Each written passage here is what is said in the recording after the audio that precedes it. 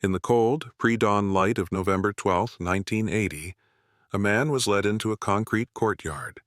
His hands were bound behind his back. He was an engineer, a specialist in hydraulic systems, a man who understood pressure, the immense, invisible forces that could move mountains of steel or crush the life from a human body. The air was sharp with the metallic scent of approaching winter, a stark contrast to the memory that haunted him now. The warm, salty breeze of a summer evening on a balcony overlooking the Black Sea. 3 months. That's all it had been.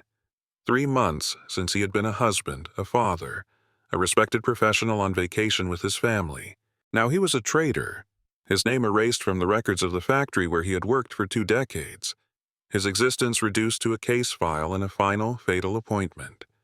The officer in charge read the sentence, his voice flat and bureaucratic, a sound devoid of emotion. The words echoed in the enclosed space, Article 64, treason, petition for clemency, denied. The man was asked if he had any final words. He managed a single, choked phrase. "I am sorry." But to whom was this apology directed? To the state he was accused of betraying? Or to the wife and son whose lives he had unknowingly incinerated in the fire of a few careless words? The command was given.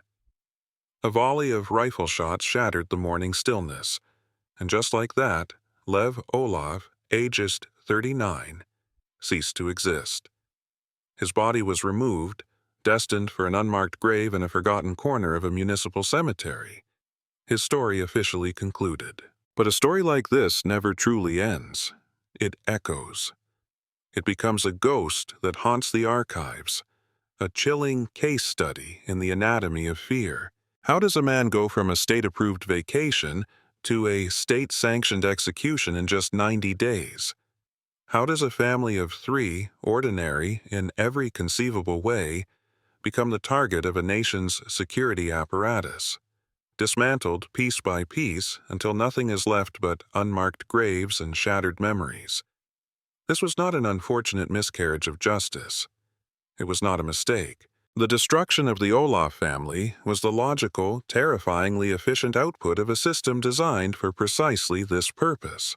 Their story proves a chilling thesis, that in the late Soviet Union, the state's machinery of surveillance and ideological control had become so perfected, so pervasive, that it could weaponize the most mundane aspects of human life, a friendship, a complaint, a joke, and transform them into capital crimes. This is not simply the story of one family's tragic fate.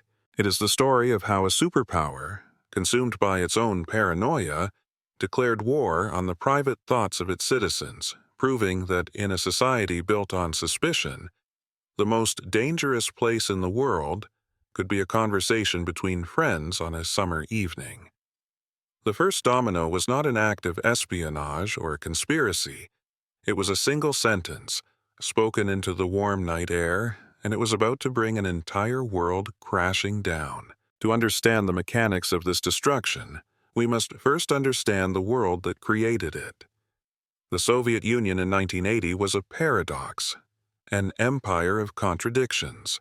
On the world stage, it projected an image of monolithic strength, a nuclear superpower with unmatched military might, its influence stretching from Eastern Europe to Southeast Asia. The Moscow Olympics, held that very summer, were meant to be a global showcase of this power, a validation of the socialist project. But behind this carefully constructed facade, the foundations were cracking.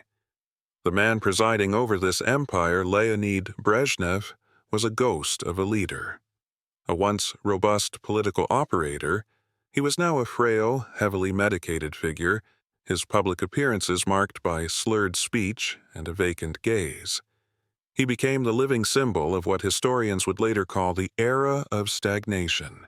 The economy, once a marvel of rapid industrialization, had ground to a halt, crippled by the inefficiencies of central planning. Store shelves were often empty, forcing citizens into a daily, exhausting ritual of queuing for basic necessities. The revolutionary fervor that had once inspired millions had curdled into a cynical, top-heavy bureaucracy. where party loyalty was the only currency that mattered and competence was a distant, secondary concern. Yet, to maintain control over a population of more than 260 million people, the state relied on its most powerful and enduring institution, the Committee for State Security, the KGB. By 1980, the KGB was not merely an intelligence agency, it was a parallel government, a sprawling leviathan with eyes and ears in every corner of Soviet life. It had evolved far beyond the crude brutality of Stalin's secret police. The new KGB was a sophisticated, modern organization that had perfected the art of psychological control. Its primary battlefield was not the streets, but the minds of the Soviet people. Its weapon of choice was prophylaktika, or prophylaxis. The goal was not just to punish dissent after it occurred, but to prevent it from ever taking root. This meant identifying and treating ideologically unreliable individuals before their sickness could spread. This was achieved through a vast network of informants or sexoti woven into the fabric of society. Your colleague at the factory, your neighbor in the apartment block, the friendly stranger you met on a train, any one of them could be filing reports on your conversations, your jokes, your opinions. This created a pervasive atmosphere of suspicion, a social fog where trust was a dangerous commodity. People learned to live double lives. The public self, who attended party meetings and spouted official slogans, and the private self, who confined their true thoughts to the one place the KGB couldn't easily penetrate, the kitchen. This was the culture of kukhonnaya politika, kitchen politics, where families and trusted friends would gather to whisper their frustrations and anxieties, a fleeting, precious moment of honesty before redonning their public masks. It was the tacit understanding that what was said in the kitchen stayed in the kitchen. Lev Olaf's fatal error was forgetting that a vacation balcony was not a kitchen. He took a private thought and aired it in a public space, and in the Soviet Union of 1980, that was a mistake for which the consequences could be absolute. The system was not looking for criminals. It was looking for deviations, for thoughts that didn't align with the party line. And, in Lev Olaf, it was about to find the perfect specimen. To the outside world, the city of Sverdlovsk was a blank space on the map.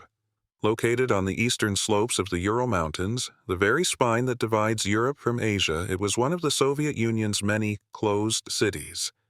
Since the 1940s, it had been officially off-limits to all foreigners, its existence shrouded in a veil of military secrecy. This was because Sverdlovsk was not just a city, it was an arsenal. It was the beating heart of the Soviet military-industrial complex, a sprawling metropolis of 1 million people dedicated to a single, relentless purpose, forging the weapons of the Cold War. Its skyline was not defined by historic cathedrals, but by the smokestacks of colossal factories. The most famous of these was Uralmash, the Ural heavy machine building plant, a city within a city that produced everything from drilling rigs to, more secretly, the armored hulls of tanks and the components for artillery systems. The air hung thick with the gray haze of industry, a perpetual twilight that muted the colors of the world. Life for its inhabitants was dictated by the rhythms of the factory whistle. People lived in endless rows of identical concrete apartment blocks, or panelki, their neighborhoods distinguished only by the numbers painted on the sides of the buildings. It was a world built for function, not for beauty, for conformity, not for individuality. And woven into this rigid, monochrome existence was the ever-present, unspoken awareness of being watched. The sense of surveillance was part of the city's texture, as tangible as the winter snow and the summer dust. This was the world of the Olaf family. And by all accounts, they were the perfect embodiment of the Soviet social contract. They were not dissidents. They were not rebels. They were ordinary, law-abiding citizens who had learned to navigate the system, to make the necessary compromises to build a decent life. 39-year-old Lev Olaf was a prime example. A gifted hydraulic systems engineer at Uralmash, He was a man who found meaning in the elegant logic of physics and mechanics. He had joined the Communist Party in 1968, not from a burning ideological passion, but because it was a practical necessity. For a technical professional with ambitions, party membership was the unspoken prerequisite for advancement. His official file painted a portrait of the ideal Soviet specialist: skilled, reliable, and, most importantly, politically neutral. He was the kind of man who fulfilled his duties without complaint, who voted as instructed, and who kept his deeper opinions locked away. He was a man of the system. His wife, Raisa, who was 37, provided the warmth and refuge that their institutional world lacked. A librarian specializing in technical literature, she possessed a quiet intelligence and a talent for turning their small, state-issued apartment into a sanctuary. She filled it with books, with the smell of home-cooked meals, with a sense of order and peace that stood in defiance of the chaotic world outside their door. She was the family's anchor, the guardian of their private space. And then there was their son, 14-year-old Timur. He was the repository of all their hopes. A thoughtful, serious boy who had inherited his father's aptitude for science, he excelled in physics and mathematics. His recent acceptance into a specialized math program was a significant achievement, a signal that his future would be brighter than the gray skies of Sverdlovsk. He was their investment in the future, the proof that their sacrifices and compromises were worthwhile. The Olavs were, in essence, the model Soviet family the state claimed to champion. They worked hard, followed the rules, and believed, or tried to believe, in the promise of a stable, ordered future.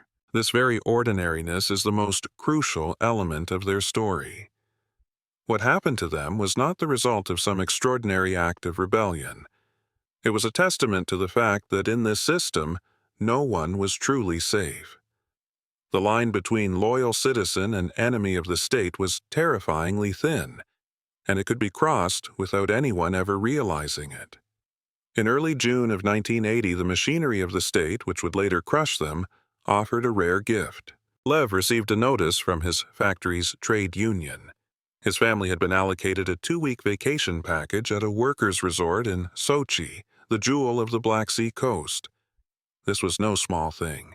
A trip to Sochi was the quintessential Soviet dream, a sun-drenched paradise of palm trees and warm waters that served as the unofficial summer capital for the nation's elite. For ordinary workers, the waiting lists for such subsidized vacations stretched for years, sometimes decades. It was a lottery, and the Olavs had just won. Lev's supervisor explained that a last-minute cancellation, combined with Lev's impeccable work record, had moved him to the top of the list. For a family from the industrial gray of the Urals, the news was like a promise of another world. Raisa was overjoyed.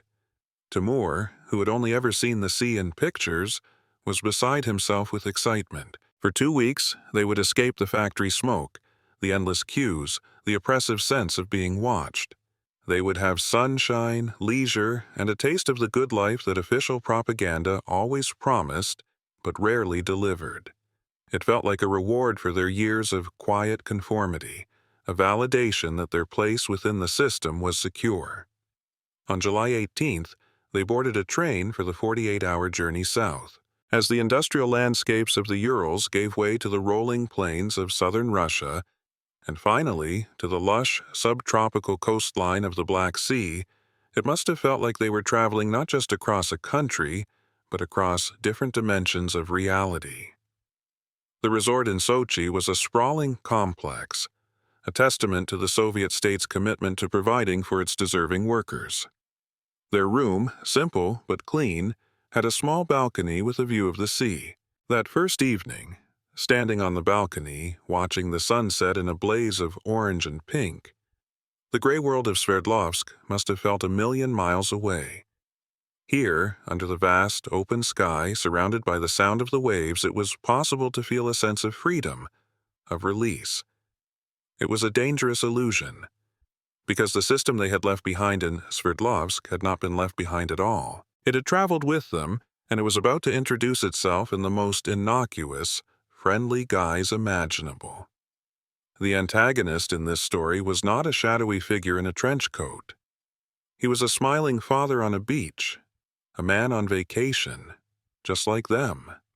The encounter that sealed the Olaf family's fate began, as so many tragedies do, with a moment of trivial, childish accident. It happened on their second day, down at the rocky beach. Timur, trying to master the art of skipping stones, sent one skittering across the waves, where it accidentally struck another boy swimming nearby. The boy surfaced, laughing, unharmed. His father, a man in his late 30s with a friendly smile and an easy, confident air, waded out of the water and waved off Lev's profuse apologies. He introduced himself as Fyodor Volkov. Within minutes, his warm, engaging personality had charmed the entire Olaf family. Fyodor was the kind of man people are naturally drawn to. He was articulate, witty, and seemed genuinely interested in others. His wife, Oksana, was quieter, more observant, but equally friendly. They had 2 children, a son named Pavel, close in age to Timur, and a younger daughter, Katya. They seemed, in every respect, to be a mirror image of the Olavs, a good, solid Soviet family enjoying a well-deserved holiday. The 2 families quickly fell into the easy, informal companionship that blossoms in the unique atmosphere of a resort. They spent their days together, swimming in the cool, clear sea, walking along the coastal paths, and sharing meals in the communal dining hall. In the evenings, after the children were asleep, the 4 adults would often gather on one of their balconies to talk, sharing a bottle of wine or cognac and watching the moonlight on the water. For Lev, talking to Fyodor was a liberating experience. Back in Sverdlovsk, conversations with colleagues were guarded, carefully navigating the treacherous currents of workplace politics and ideological scrutiny. But Fyodor was different. He presented himself as a regional industrial administrator from Moscow, a conveniently vague title that placed him in a world Lev understood. He listened intently as Lev spoke about his work at Euromash, about the technical challenges of designing complex hydraulic systems, and, gradually, about the deep-seated frustrations of working within a system crippled by inefficiency and bureaucracy. Lev, a man who prided himself on his technical expertise, found a sympathetic ear for his professional grievances. Fyodor seemed to understand. He nodded in all the right places, shared his own anecdotes of bureaucratic absurdity in Moscow, and created an atmosphere of mutual trust and understanding. What the Olavs could not possibly have known was that this foundation of trust was built on a catastrophic lie. Fyodor Volkov was not an industrial administrator. He was a lieutenant colonel in the 2nd Chief Directorate of the KGB, the powerful branch responsible for domestic counterintelligence. His entire professional life was dedicated to the surveillance of Soviet citizens, specifically to identifying and neutralizing what the state termed ideological subversion among the scientific and technical intelligentsia. Men exactly like Lev Olaf were his specialty. To be clear, Fyodor was not in Sochi on an official assignment. He was, genuinely, on vacation with his family, enjoying a perk provided by the KGB's internal benefits system. He wasn't actively hunting for dissidents among the sunbathers, but a KGB officer never truly goes off duty. 15 years of training and experience had hardwired his brain to listen, to observe, to analyze. The habit of assessing people for ideological weaknesses, of cataloging stray comments and identifying patterns of discontent, was as instinctual to him as breathing. So, as he laughed with Lev, as he shared a drink and talked about their children, a part of his mind remained detached, clinical, a silent recorder taking note of everything. He was a predator who had forgotten he was hunting, relaxing in a field alongside his prey, but whose instincts remained razor-sharp. The turning point came on the evening of July 25th. The 4 adults were on the Olav's balcony, finishing a bottle of Armenian cognac that Fyodor had produced. The sea was calm, the air was warm, and the conversation drifted into the familiar, dangerous territory of kukhonnaya politika. They spoke of the endless shortages, the absurdity of the planned economy, the gap between the comfortable lives of the leadership in Moscow and the daily struggles of ordinary people. This was standard, low-level grumbling, the kind of talk that was technically forbidden but so commonplace it was usually ignored. It was the steam being let out of the societal pressure cooker. But Lev, loosened by the cognac and emboldened by Fyodor's seemingly sympathetic ear, went further. He began with a specific anecdote from Uralmash. A recent shipment of crucial manufacturing valves had arrived with such poor quality they were completely unusable. Production was halted for weeks. Yet no one was held accountable, because the director of the supplying factory was the brother-in-law of a regional party official. Fyodor nodded, commiserating. This was the language of shared frustration. Then Lev crossed a line. He escalated from a specific complaint to a systemic critique. The real problem, he said, wasn't just incompetence, it was the entire system. A system where political connections always trumped technical skill, where honest criticism was impossible because pointing out obvious flaws got you labeled as an enemy. He mentioned a colleague who had worked as a consultant in East Germany and had been stunned to see how much more efficiently their factories ran simply because managers were chosen for their ability, not their party credentials. This was a dangerous comparison. To suggest that another socialist state was superior in any way was to question the inherent perfection of the Soviet model. Raisa must have sensed the shift in the air, the subtle change in temperature. But Lev, caught in the flow of his own long-suppressed frustrations, was not finished. He leaned forward and with a bitter laugh, he made the final, fatal mistake. He made it personal. He said that Leonid Brezhnev himself was the perfect symbol of the country's decay.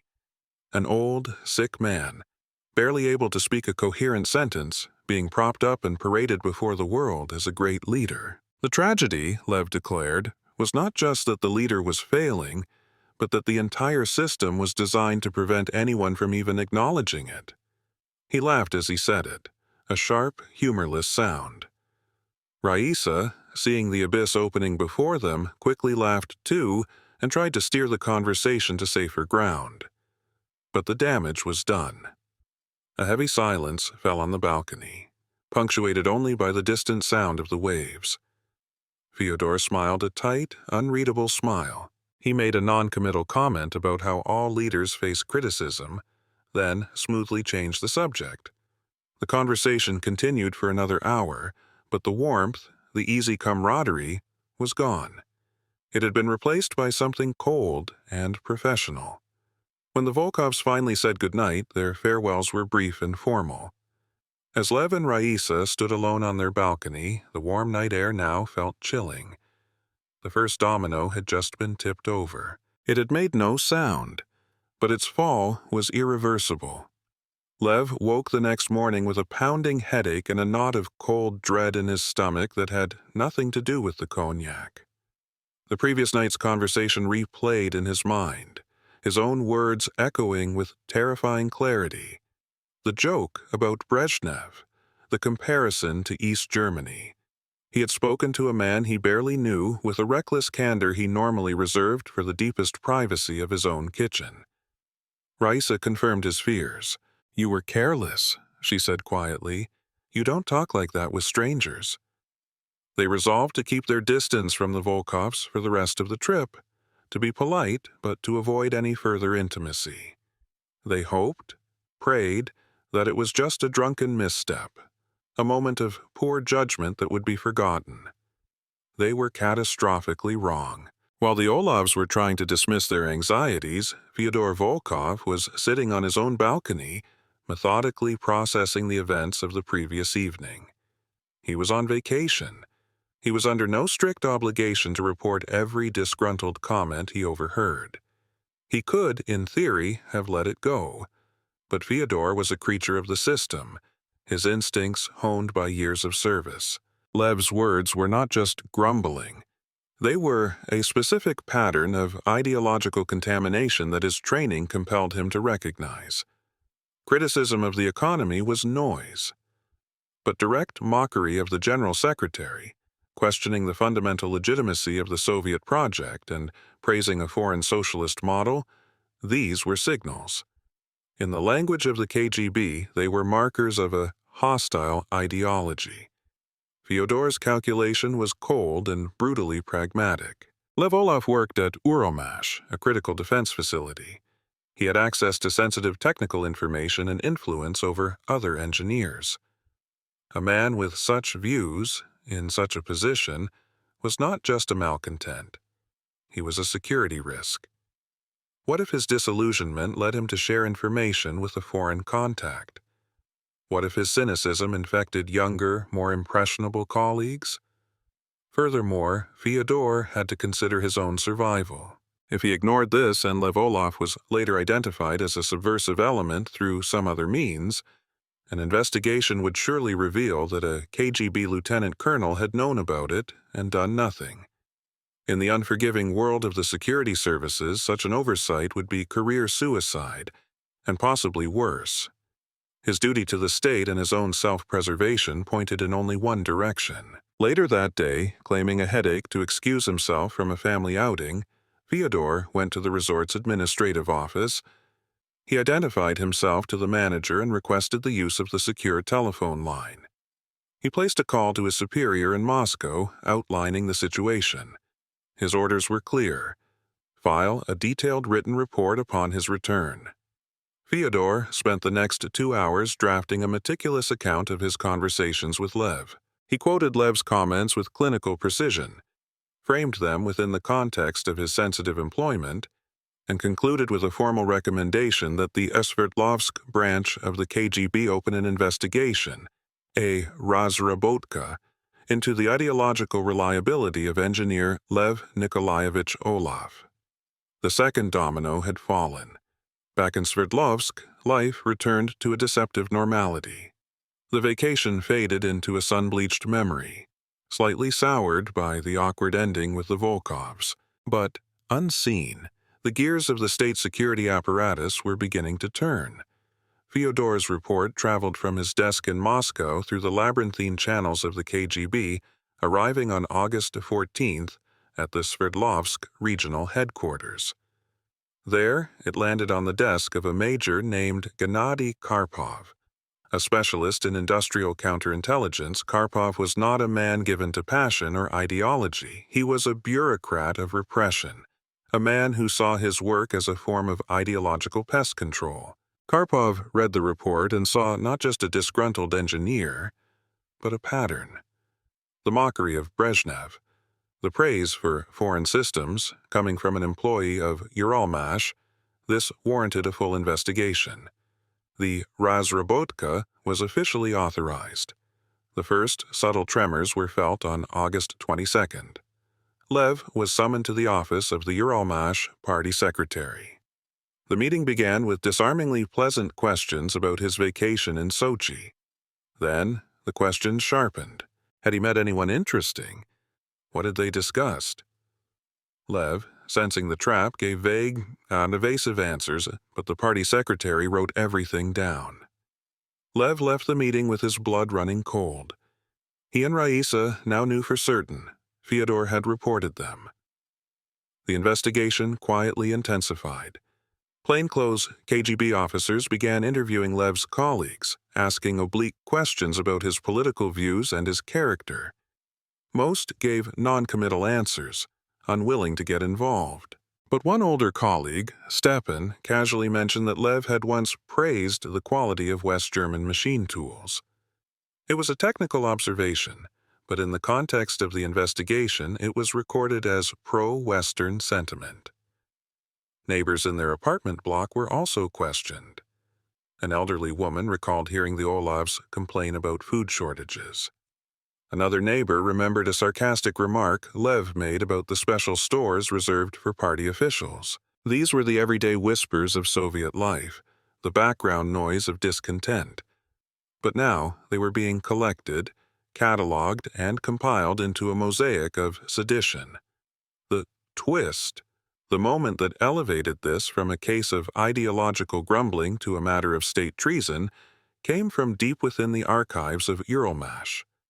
While reviewing Lev's personnel file, investigators unearthed a proposal he had written in 1976. In it, he had suggested that certain hydraulic press technologies could be improved by adopting methods he had read about from West German technical journals. The proposal had been rejected at the time as ideologically questionable and forgotten. But now, resurrected by the KGB, it was recontextualized as the smoking gun. It was no longer a technical suggestion. It was proof of a long-standing, dangerous obsession with the West. It transformed his drunken comments in Sochi from a spontaneous indiscretion into the latest manifestation of a deep-seated anti-Soviet pathology. The final piece of the puzzle was discovered during a search of Lev's apartment following his arrest. They found technical documents and schematics he had brought home from the factory.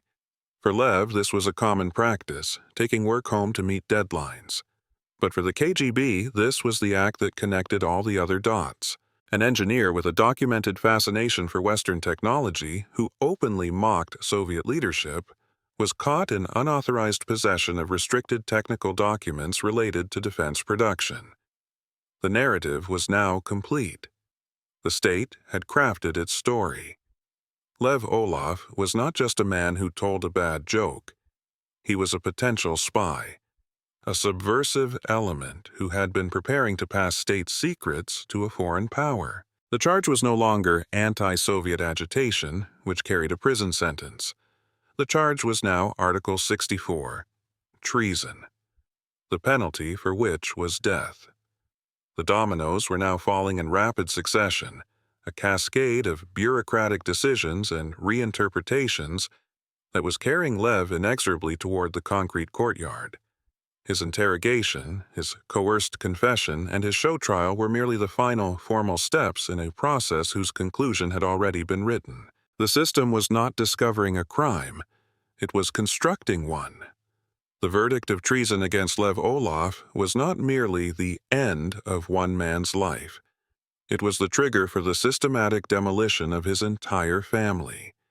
The Soviet state, in its pursuit of total ideological purity, did not believe in collateral damage. It believed in comprehensive cleansing. The family of a traitor was considered contaminated, a potential source of future dissent that had to be neutralized. And so the machinery of repression, having disposed of Lev, turned its cold, impersonal attention to his wife and son.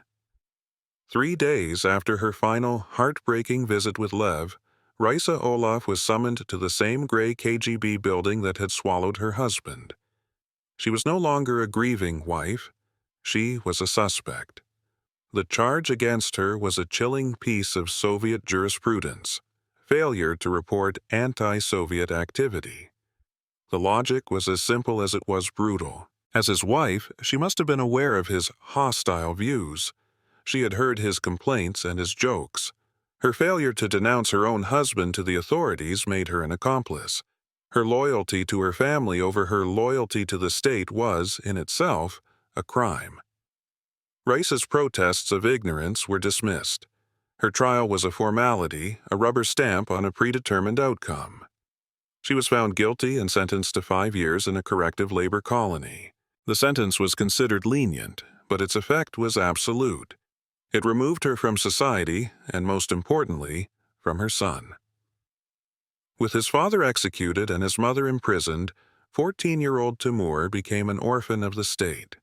He was a loose end, a living reminder of a case the authorities wanted forgotten. A representative from the Ministry of Education arrived at the apartment and informed Raisa that her son would be placed in State Children's Home No. 7. The institution was less a home than a warehouse for the unwanted children of the Soviet system, the orphans, the delinquents, the sons and daughters of political prisoners. It was a brutal, unforgiving environment, ruled by a rigid hierarchy of violence where the strong preyed on the weak.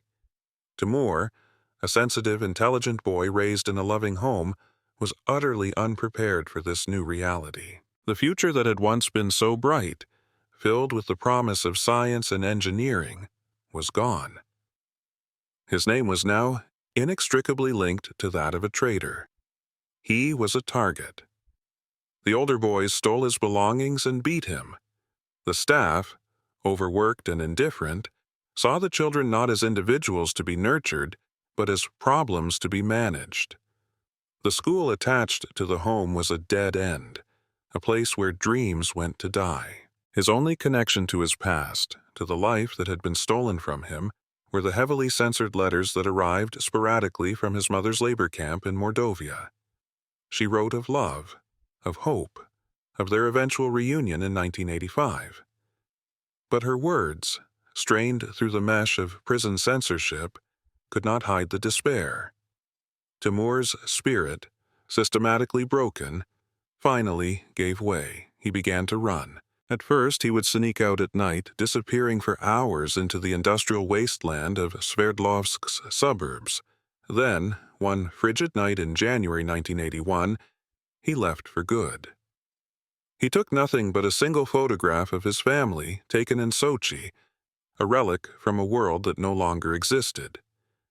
He walked out into the darkness, a boy with no plan and no future, choosing the terrifying uncertainty of the streets over the certain misery of the institution. He became one of the besprizorniki, the legions of homeless children who haunted the margins of Soviet society.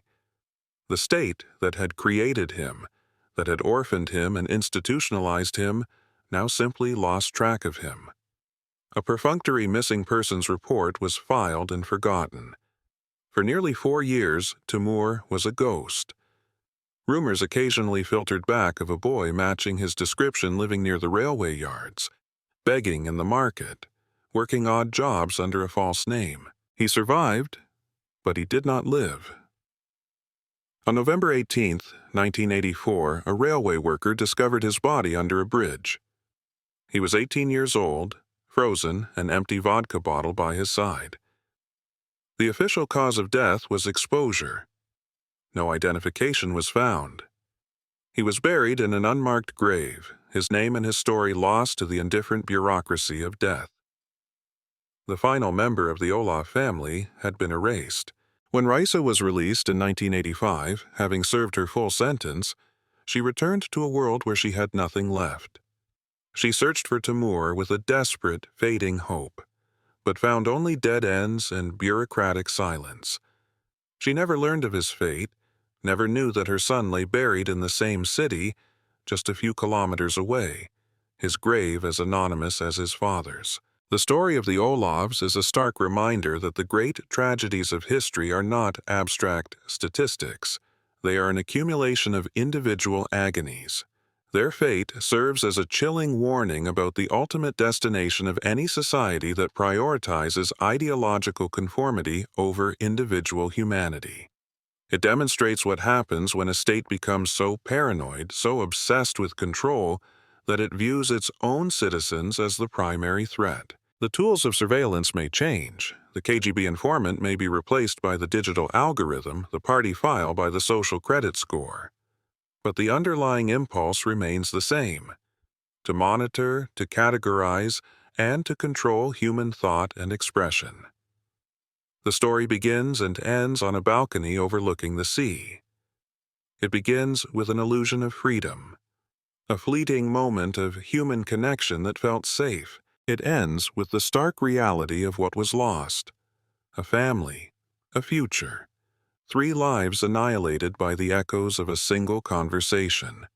The tragedy of Lev Olaf was not that he was a traitor, but that he lived in a system that could not distinguish between a whisper of discontent and an act of war. His story is a testament to the fragility of truth in the face of absolute power, and a timeless warning that the first, and most essential, freedom to be defended is the freedom of the private mind. For when the state claims the authority to punish thoughts, no one is safe. Even a family vacation can become a death sentence.